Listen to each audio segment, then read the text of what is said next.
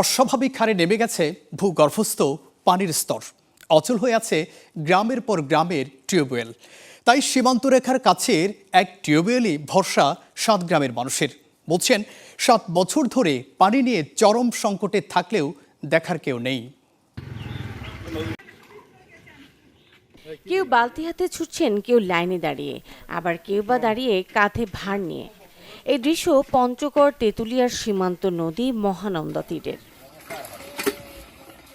খাবার পানি সংগ্রহে তপ্ত রোদ উপেক্ষা করে নদীর পাড়ে ভিড় করেছেন স্থানীয়রা। বলছেন তীব্র সংকটে এই টিউবওয়েলটি একমাত্র ভরসা। আমাদের গ্রাম সহ পার্শ্বস্থ আরও কয়েকটি 5টি গ্রাম আমরা পানি পাই না। নদীর এখানে পানি নাই, আমরা পানির খুব কষ্ট করি, পানি পাই না, খাওয়া দাওয়ার কষ্ট, গোসল করার কষ্ট। আমরা পানি আনতে যাচ্ছি নদী পাড়ে, এই পানি আনি আমরা ওযু করি, খাওয়া করি। পানি সংগ্রহের এই লড়াই নতুন নয়। ভূগর্ভস্থ পানির স্তর নেমে যাওয়ায় অচল হয়ে পড়ে সিদ্দিকনগর, মোমিনপাড়া, সাহেবজ, ঈদগাহ বস্তি ও পুরাতন বাজার সহ অন্তত 5টি গ্রামে টিউবওয়েল। একই অবস্থা সদর উপজেলার নদীবেষ্টিত রাজাপাড়ের ডাঙ্গা ও মিরগড় এলাকারও। বাসিন্দাদের অভিযোগ, দীর্ঘদিন চরম সংকটে থাকলেও সমাধানে কোনো সরকারি উদ্যোগ নেই। পানি পাই 6 মাস পাই না। আমি বুড়ি মানুষ, অত দূরটা পানি আনি বালতি দিয়া, আরেকবার তো আমি করে দিছি, আনতে পারি না, কষ্ট হয় খুব।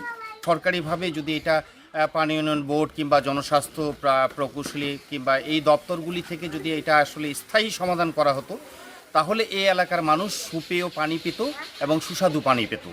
পানির স্তর অস্বাভাবিক হারে নেমে যাওয়ার জন্য নদীর পানি কমে যাওয়া, সমতল ভূমি কেটে পাথর উত্তোলন এবং কৃষিতে ভারী সেচ পাম্প স্থাপনকে দুষছেন জনস্বাস্থ্য প্রকৌশল অধিদপ্তর।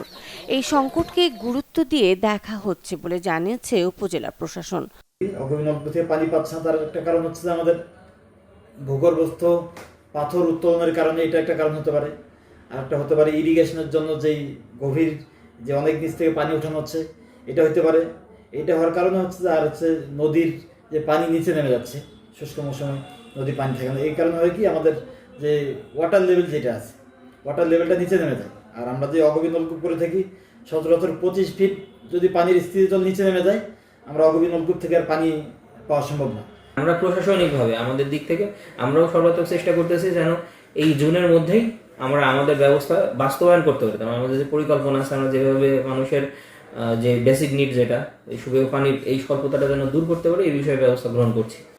গেল 7 বছর ধরে পানি সংকটে চরম দুর্ভোগে তেঁতুলিয়ার 5 ও সদর উপজেলার 2টি সহ 7 গ্রামের 3000 পরিবার। বলছেন শুধু আশার বাণী নয়, নিতে হবে কার্যকর পদক্ষেপ। Desk report, channel 24।